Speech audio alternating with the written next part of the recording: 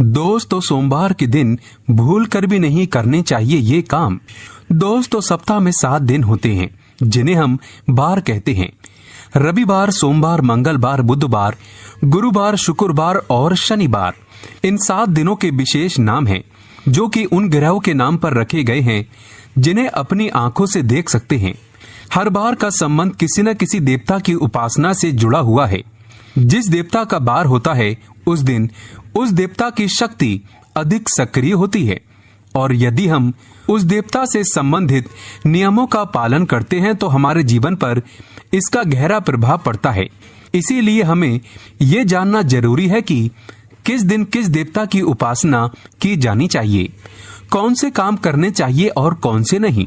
लेकिन आज हम सप्ताह के पहले दिन यानी सोमवार की बात करेंगे कि व्रत आदि में क्या करना चाहिए और कौन से भगवान का व्रत रखना चाहिए, क्या खाना चाहिए, किस रंग के कपड़े पहनना चाहिए, सुबह कितने बजे उठना चाहिए इत्यादि आदि के बारे में बात करेंगे, जिससे कि हम सभी नियमों का पालन करते हुए अपने दिन की शुरुआत से लेकर रात तक अपने इस दिन को शुभ बना सकते हैं।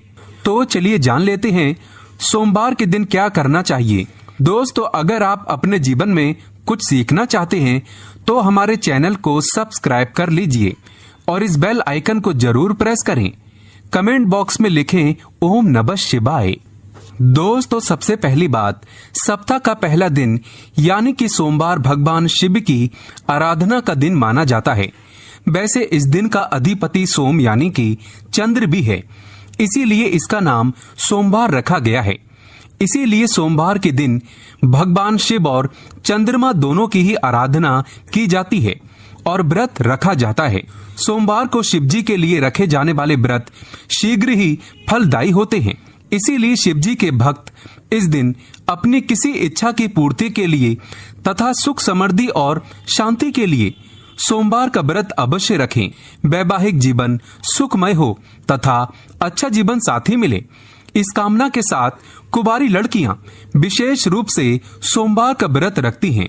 दोस्तों, दूसरी बात, ज्योतिष शास्त्र में सोमवार के दिन को विशेष रूप से भगवान शिव और चंद्रमा से जोड़कर देखा जाता है।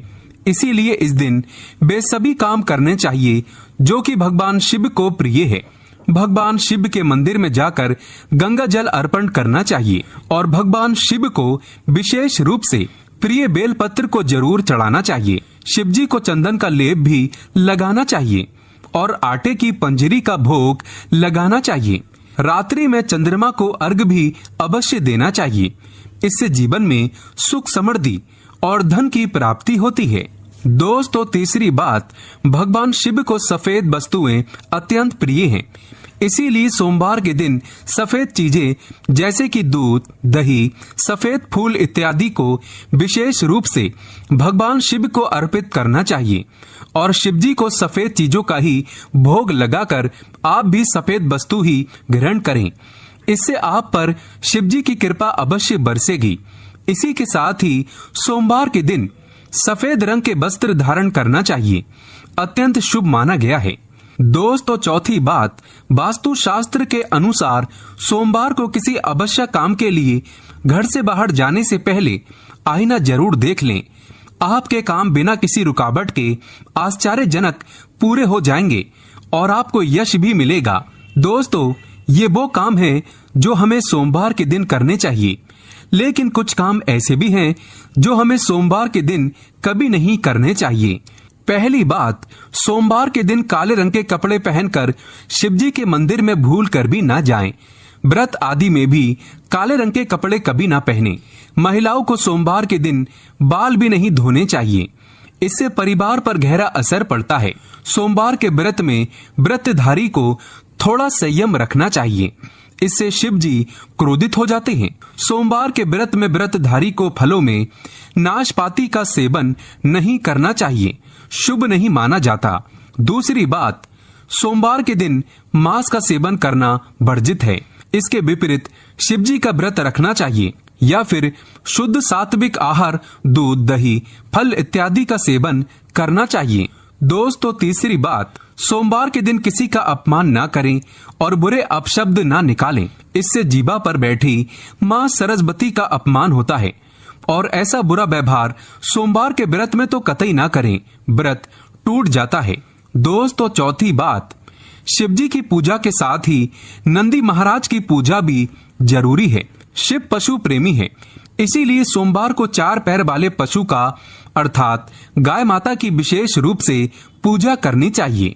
सोमवार के दिन गाय माता को कुछ न कुछ जरूर खिलाना चाहिए, इससे व्रत पूरा माना जाता है। साथ ही साथ नंदी महाराज बैल का अपमान या उनके साथ गलत व्यवहार न करें।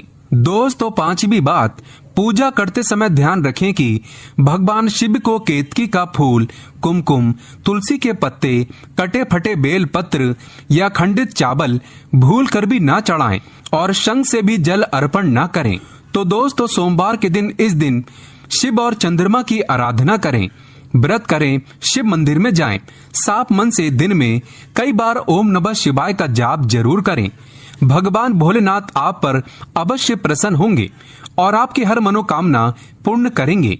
दोस्तों खासकर सोमवार के दिन शिव की पूजा के बाद भोग लगाकर गाय को कुछ न कुछ सफेद चीज जरूर खिलानी चाहिए, जैसे बर्फी, चावल, सफेद लड्डू वगैरह जरूर खिलाएं। इसके कई पुण्य व्यक्ति को प्राप्त होते हैं और सोमवार का व्रत संपूर्ण सफल हो जाता है। मंगलवार को गाय को रोटी के साथ बेसन के लड्डू खिलाने से संपूर्ण लाभ होता है, इससे व्यक्ति का मंगल शांत हो जाता है। और वहीं बुधवार को हरा चारा यानी कि दुर्वा घास खिलाने से बुध ग्रह शांत हो जाता है, इससे भगवान गणेश प्रसन्न होते हैं। ऐसे में गुरुवार को जब भी आप गाय को रोटी खिलाते हैं तो थोड़ी सी आप हल्दी मिलाकर रोटी बनाएं और गाय को वो रोटी खिला दें, इससे भी बहुत ही पुण्य लाभ होता है। आपको जीवन में लौकिक और अलौकिक दोनों ही फलों की प्राप्ति हो जाती है। शुक्रवार के दिन गाय को खीर खिलाने से शुक्र ग्रह मजबूत होता है, देवी लक्ष्मी प्रसन्न होती है, जिसके कारण व्यक्ति मालामाल हो जाता है, माता लक्ष्मी मेहरबान हो जाती है। माना जाता है कि शनिवार के दिन गाय को काले तिल और उड़द पीसकर गेहूं के आटे में डालकर रोटी बनाकर खिलाने से शनि दोष शांत हो जाता है। दोस्तों वहीं हर रविवार को रोटी के साथ गुड़ मिलाकर गाय को खिलाने से सूर्य की महादशा ठीक हो जाती है, व्यक्ति निश्चित तौर पर धनी बन जाता है। दोस्तों अब एक परेशानी ये आती है कि शहरों में लोग ऊंचे ऊंचे फ्लैट में रहते हैं।